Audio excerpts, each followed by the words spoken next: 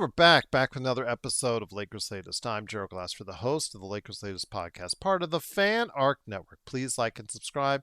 Hit that notification bell down below so you can be notified when the latest Lakers Latest comes right to you on YouTube. And speaking of YouTube, my friends at the Fan Arc Network, they've got a great channel as well that has a ton of teams that they cover with a ton of shows right there for you. So after you stop on by here, go ahead and stop on by there by typing in Fan Arc on a YouTube search and it comes right up.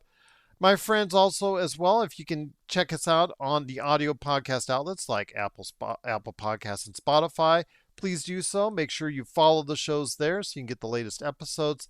Like, if you can, that helps us out as well. And that 5-star review, if you do that, if you give us a 5-star review, it really helps out the channel as well. And my friends at Kalshi who are sponsoring this video, thank you so much for doing so from all of us right here at Lakers Latest.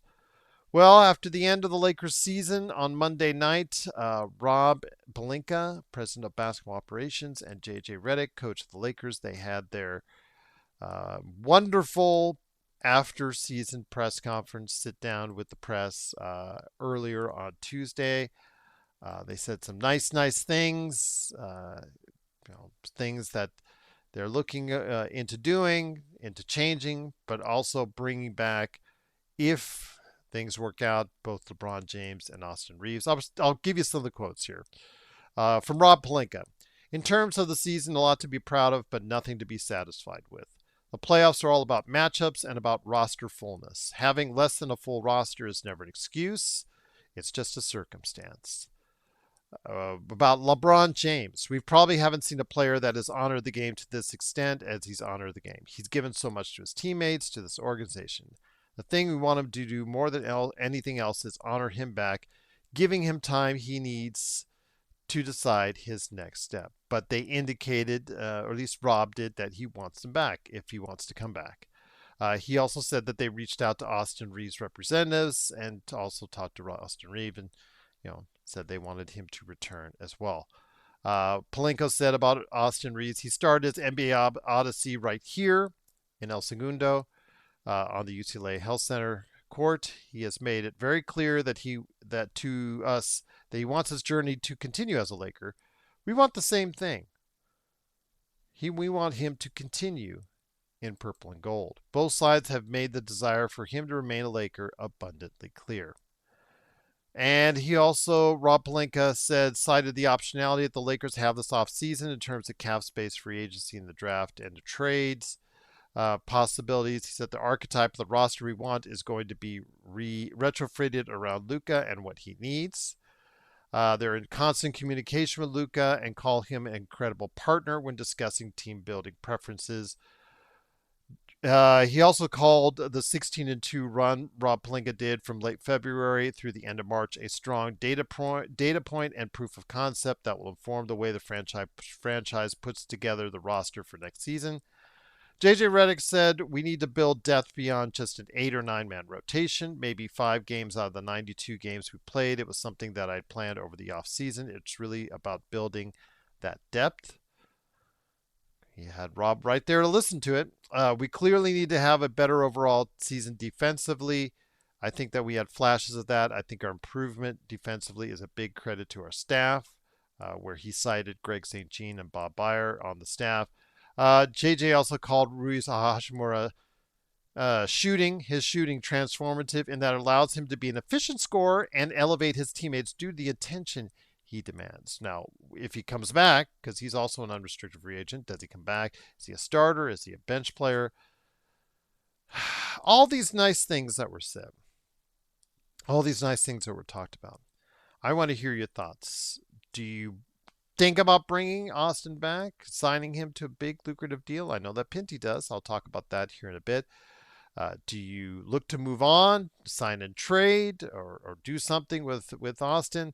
What about LeBron? Do you want him coming back? For how much? Etc., etc. And which players do you want coming back? Please let us know in the comments below. And if you think Rob is the right GM in doing so. Because earlier we found out some of the NBA news earlier on Tuesday that Daryl Morey, president of the basketball operations in Philadelphia, is out. They're going to keep Nick Nurse, but he's out. The guy doing the search for the next president of basketball operations just happens to be four-time championship architect in Golden State, Bob Myers. Just ask him. He should just be the one doing it. Okay, all right. He's just checking. He's just searching for the next president of basketball operations. He doesn't obviously want to be it, which is very strange, but okay. But Daryl Morey is out in Philadelphia. Should Rob be next? Is Rob next? Going to the next one out the door. Let me know your thoughts on if Rob Pelinka should be the next president of basketball operations out the door. I was talking to Stefan Piscano, the Stefan Piscano podcast. Please like and subscribe. He was talking about his, why he favors Rob Pelinka, and I was saying why I don't like Rob Pelinka. So I think the resume's there. Why you don't want it? Because very brief moments of success riddled with plenty of failures along the way. So again, I don't want Rob to come back, but it looks like because he did that presser that he is more likely to stay and be the guy that's still making a lot of decisions going forward, even though he's going to have a lot of more eyes on him. A lot of VPs looking at seeing what he's going to be doing. So if you have thoughts on all that with Rob Pelinka, JJ Redick is the right coach for the Lakers. Please let us know your thoughts on that as well down below. I also wanted to mention and pay respect to two individuals in the NBA related to the NBA who passed away on Tuesday. Brandon Clark, who passed away from an looks like apparent accidental overdose in Southern California, passed away. He was a Memphis Grizzlies forward who passed away. Didn't play much in recent years due to injury, but very sad to see him go. 29 is way too young. And 47 is also way too young, but that's what happened with Jason Collins, the first openly gay NBA player. He passed away from brain cancer at age 47 as well. Just very sad. And I wish both to rest in peace, rest in power, and condolences to their family from myself and Lakers latest as well. So again, very tragic day for the NBA, very sad day for the NBA as well in that fact. So if you have thoughts on Daryl Morey out in Philly or Brandon Clark or also as well Jason Collins, please let us know down below in the comments below as well. But before we head out and give you a coverage of what's going on with playoffs and some comments as well, wanted to go ahead and give you a quick little thing from Kalshi, because Kalshi is a great sponsor of this video. And again, it's the playoffs. They're all over the NHL playoffs right now. It's crazy. I was watching the Vegas Golden Knights, go Knights go, defeat the Anaheim Ducks in overtime, and Kalshi was all over that playoffs. All over the advertising was on that playoffs, because right now it is the playoffs. And it's the most electric time in basketball or hockey. On Kalshi, you can trade every single playoff game, every series, the conference finals, and the NBA title. The NBA finals, I should say.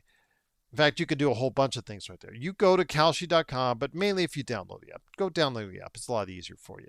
Go check it out, because what's trending is there. The elections, politics, sports, culture, crypto, commodities, climate, economics, mentions, companies, financials, tech, and science. They all have these categories with a ton of things that have odds on you can trade on. I don't really like talking about this very much, but the thing that I would be looking at right now is, as a long shot, is if OKC, which has had 2 straight sweeps, are going to sweep their entire way throughout the playoffs, and if they will go 16-0. If you are thinking that they are, and you put $100 into it as far as a trade, $1,250 is the payout. That's a big payout on $100. $1,250 is the payout because the odds are 8% right now that they will go 16-0 and 92% that they will not. So if you have thoughts on that, or any one of the number of things that you can trade into and look into all these odds, go ahead over to Kalshi. Download the Kalshi app today. Download the Kalshi app today, because I'm telling you what, it's a really, really cool thing to at least look at the odds out there and get really into it if you decide to do it. Because With Kalshi, you're trading against peers in a live marketplace, meaning there's no house at all. And as the probability changes, you can buy in and out of your position. So let's say you did that with the OKC thing. If the probability changes and you're kind of getting cold feet, you can buy your way out of your position just as you bought your way in the position as well. For a limited time now, download the Kalshi app onto your phone. You notice my Lakers phone right there. Yeah, go ahead and download that phone. Download the app onto the phone. Sorry, download the app onto the phone and use the code FANARCBasketball. FANARCBasketball, all one word to everyone out there listening, because you'll get $10 when you trade $10. That's FANARCBasketball to get $10 when you trade $10. KALSHI. Look up that app on both either the Google App Store or the Apple App Store, because on Kalshi, you can trade on anything. All right, before we head on out, I want to go ahead and mention what's going on with the playoffs and Victor Wembanyama, who did not get suspended for throwing that wicked elbow in the previous game, Game 4, was back for Game 5, and boy, was he. My goodness. Again, he got off to a great start, 18 points in the first quarter, his highest quarter in playoffs ever. I just love his. They say his playoff career high. He's only played in 2 series. But anyways, I digress on that. Just a tremendous job by him in that first quarter, set the tone. Back and forth they went till about the third quarter. Actually, yeah, it was right there. Actually, no, by halftime. By halftime, San Antonio had that lead, but Minnesota tried to stay with them until the third quarter, when really San Antonio separated themselves out. They ran some really good plays. They really know how to integrate Victor Wembanyama really well. And when he is on the move, Victor Wembanyama is really tough because he could do spins. He does things that are almost unfair for a 7'5", 6 or 7, however you want to go ahead and say how tall he is. That it's almost unfair for an individual that tall to do the things that he does, but he does some amazing things, and he did so tonight on his way to 27 points, 17 rebounds, 3 block shots, as he and the rest of the San Antonio Spurs cruised in the fourth quarter to an easy 126-97 victory. They take a 3-2 series lead. It's heading back to Minnesota, and if I was at San Antonio, I'd say let's finish this off as soon as possible, because OKC is already waiting in the woods, and you'd like to be as fresh as you can to go ahead and be able to face off against OKC. They're a young team in San Antonio, but yeah, you want to finish them off in Minnesota and get it done with. So yeah, we'll wait and see what happens. But another great effort by Victor Wembanyama. Wembanyama has done a great job so far in his first playoffs, elbow aside. But if you have thoughts on the NBA playoffs and what will happen in Game 6, do you think it's going to go 7? Or do you think that San Antonio will finish them off and head to OKC next? Please let me know your thoughts down below. But before we head on out, I wanted to go ahead and share some thoughts from my man Pinty. He was sharing some thoughts. Him and I were going on the back and forth, pretty much most of the day, because he feels like the general manager has to listen to his star player Luka Doncic, and he said he was during the press conference, and that he will do that. He will not sign and trade Austin Reeves because Luka does not want it, because they're man bros, and I get that. I understand that. And why should Austin Reeves go to Milwaukee or the Utah Jazz? I didn't say he was going to go to the Milwaukee Bucks or Utah Jazz. He can go to any one number of places, whether they have cap space or not, because if they don't have cap space, then they do a sign and trade with the Lakers to create enough cap space to sign him, plus a year on top of that. So again, if you, and I'm going to say this as far as distinctly as I can, if you keep Austin Reeves and Luka as your backcourt in the playoffs, defensively, it's just not going to cut it. If for a guy like you, Pinty, who loves his defense, I just kind of find it interesting that you really, after seeing Austin Reeves struggle defensively against SGA and also struggle defensively early in the year against JDub. Think that that's a recipe for success in the playoffs to have two individuals who do not play top tier defense as your backcourt. Uh, but again, if you want that, absolutely, it does look like the Lakers are going to make an effort of it, and you've already put it out there that you think that they should sign him for 35 to 38 million dollars. And you said give it a year and see how it goes. I say make those changes now. Make those changes while you can and while you have the cap space and while you have the freedom to build a roster from scratch that could end up being a lot better down the road than what this team, because I think this team has a ceiling. This team in its current configuration or something similar has a certain ceiling, and it's not the ceiling where they're going to beat OKC or San Antonio. It's just that simple. He loves Los Angeles and playing golf here, and he loves this team.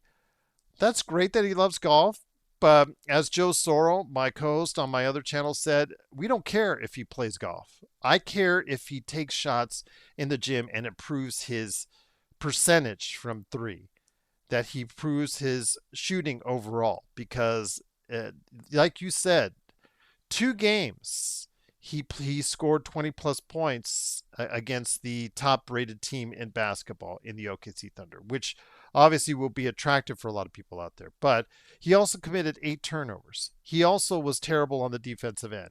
And in 2 games, he was not so effective on the offensive end. So it's a catch 22 with Austin. And again, I appreciate Austin for being here. He's a great success story coming from an undrafted status, but when you listen to the players too much, certain things can happen. And Rob Pelinka listened to the players after AD and LeBron had a dinner with Russell Westbrook, and they all met.